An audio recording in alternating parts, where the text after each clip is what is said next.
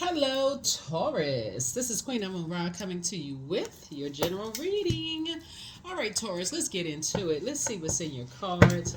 Let us see what's in your cards, Taurus. Let's go. Let's see what's in your cards, Taurus. Let's go. All right, let's get into it. Let's get right into it. Let's get into it, Taurus. Let's go.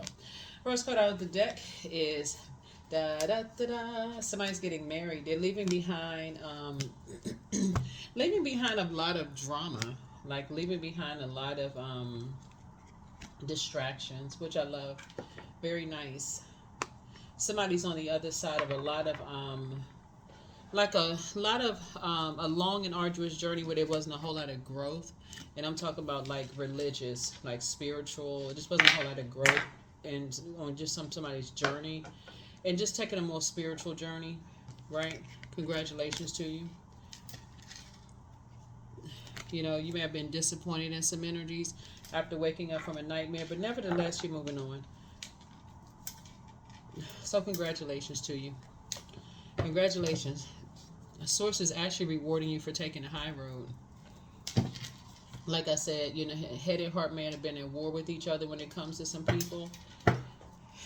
But you're just staying in a posture of gratitude, praying your way through some things, you know, as you're leaving behind a lot of chaos and confusion and drama.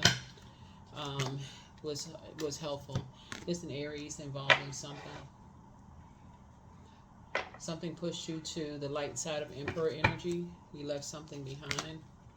Yeah, another Taurus could have been involved, but somebody just said you just left something behind. And I'm talking to you wherever Taurus is in your birth chart. But you moved on. And took your power back. Moved on, took your power back. I love it. I love it. I love it. I love it. Yep. Sitting on your throne, carefully just vetting your thoughts. Sitting on your throne, carefully vetting your thoughts and moving on. In other words, somebody moved on from vain and vengeful spirits and energies who jump to conclusions about things. They don't really know what's going on.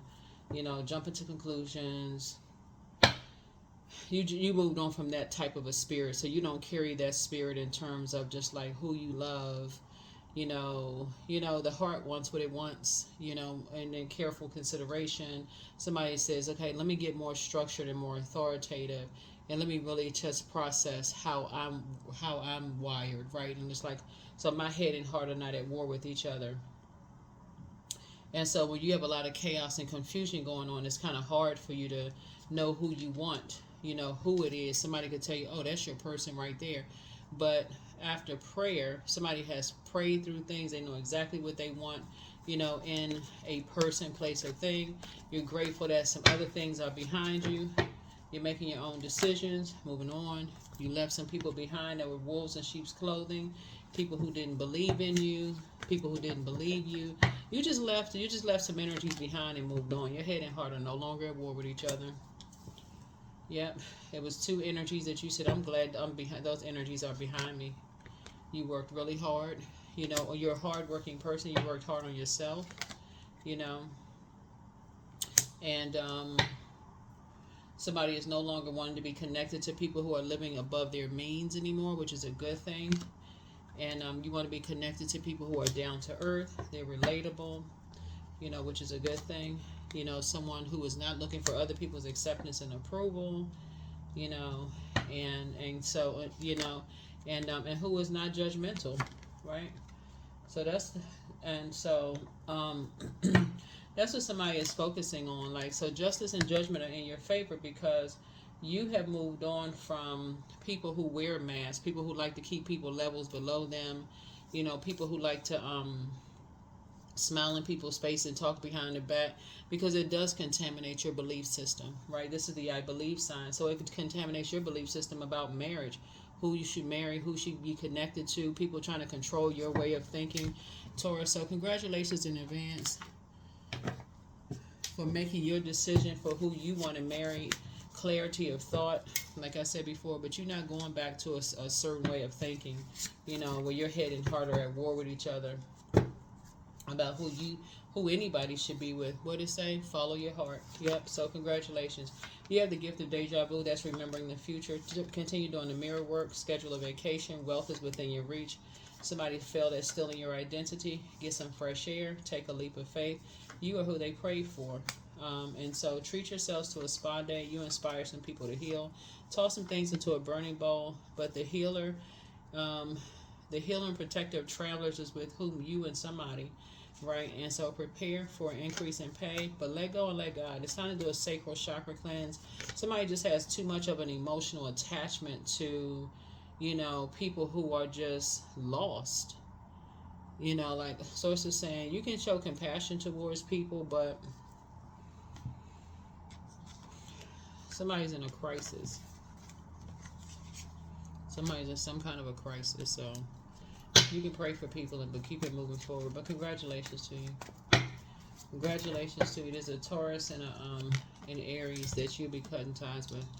But here we have or a religious way of thinking, and possibly in there, like just that impulsive way of thinking from like possibly how you may have been wired. Just jumping to conclusions about something. Maybe you could have been wired generationally like that. So say you're breaking away from that. But anyway, so here we have, you have an inquisitive mind that allows you to uncover important truths. You have a special ability to read into other people's feelings, a wisdom seeker, and your angels ask to share your knowledge for the benefit of others.